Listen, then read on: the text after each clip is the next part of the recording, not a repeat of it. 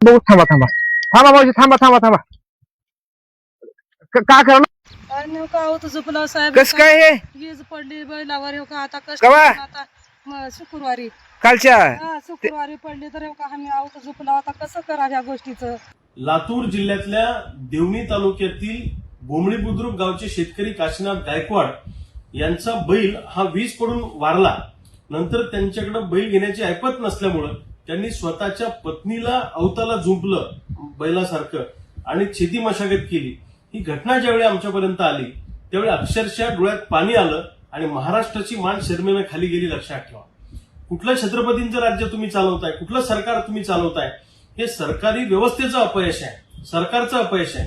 कारण एका बाजूला शेतीमालाला भाव द्यायचा नाही, उत्पादन खर्च जास्त आणि भाव त्याच्यापेक्षा कमी, शेतकरी कर्जबाजारी झाला आणि म्हणून एक बैल घेण्याची सुद्धा ऐपत आता शेतकऱ्यांकडे राहिली नाही. ही महाराष्ट्रातल्या शेतकऱ्यांची परिस्थिती आहे. काशीनाथ गायकवाड यांचा व्हिडिओ पाहून अक्षरशः मनामध्ये कालवा झाली, पोटात गोळा उठला. ही परिस्थिती आपण जी आलेली महाराष्ट्रामध्ये, कुठल्या दिशेनं महाराष्ट्राचं सरकार महाराष्ट्राला घेऊन निघालेलं आहे. हा छत्रपतींचा महाराष्ट्र आहे, शाहू फुले आंबेडकरांचा, महात्मा फुल्यांचा महाराष्ट्र आहे. या महाराष्ट्रात जर एका महिलेला बैलासारखा अवताला झुंपून घ्यावं लागत असेल तर आपण काय मिळवलं या महाराष्ट्रामध्ये, हे पूर्णपणे सरकारचं अपयश आहे. आता आम्ही ठरवलंय, क्रांतिकारी शेतकरी संघटना या शेतकऱ्याच्या पाठीशी खंबीरपणे उभी आहे.